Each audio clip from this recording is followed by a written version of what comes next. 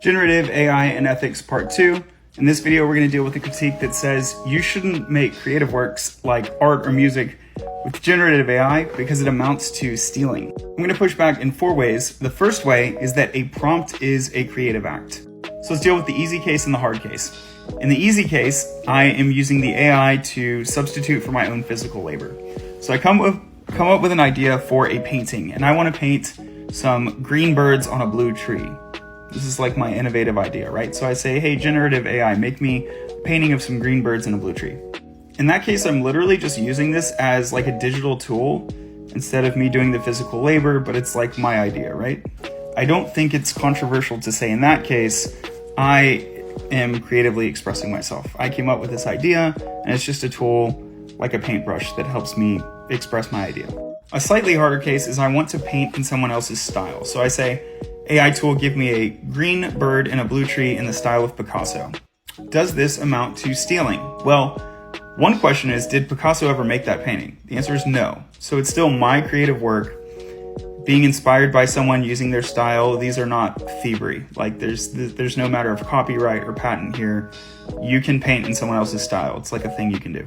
And now let's deal with the hardest case, which is when I attempt to copy by prompting. This is the hardest case because I actually don't have an original creative work here. I literally am trying to get a picture that someone else did or a music that someone else did. So I would tell the AI, in the case of art, I would say, give me a picture of the Mona Lisa in the style of Da Vinci. And it might pass or fail, but let's just assume that it passes and I get an actual replication of the Mona Lisa. I still don't think that's unethical. Now, it would be unethical if I tried to say that that's my painting, but it's not unethical to have a copy of a painting. In the case of music, it's not unethical for me to be in possession of or enjoyment of a copy of someone else's musical work. Like, it's not unethical to listen to Spotify. It could be unethical if I'm listening to Spotify and Spotify is like not giving any of the royalties. And that could basically amount to thievery, yeah. So I don't think the solution is to ban tools like Spotify or avoid music players. The solution is like have Spotify pay royalties, right?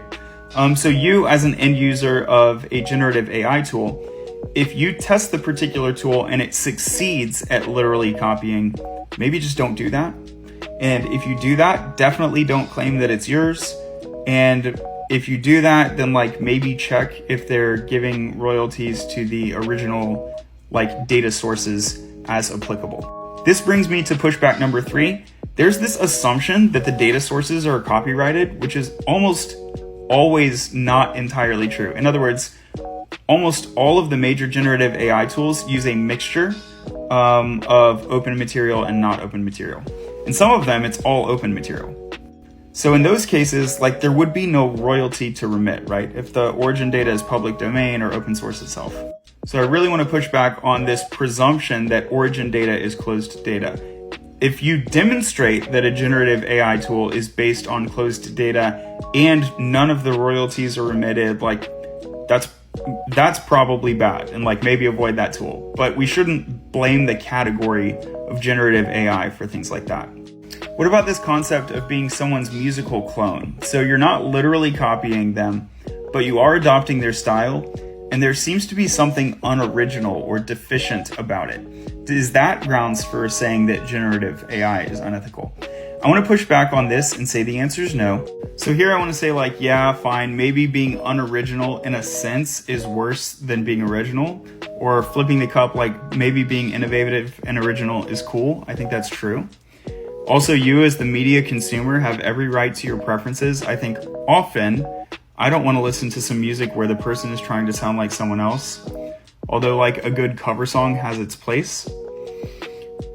But preferences aren't like moral standing. The fact that it's not your preference not only doesn't mean that we shouldn't ban it. I'm using too many double negatives. I'm sorry about that. But actually the fact that you don't want it is already an incentive for them not to do it in the first place, the media producer. So it's basically a handled issue. This is not an issue of rights or ethics. This is really just preferences. You have your right to your preferences. And the sense in which being unoriginal is bad is not like an ethical sense, like someone should go to jail for being unoriginal and boring. It's just like a matter of preferences and incentives. And it's like a problem that basically solves itself, because whoever's producing the media, if they're being unoriginal and boring, they're already getting like punished and regulated by society and the market, etc. So we don't need to take additional like policy action or like you don't solve that problem by like banning generative AI.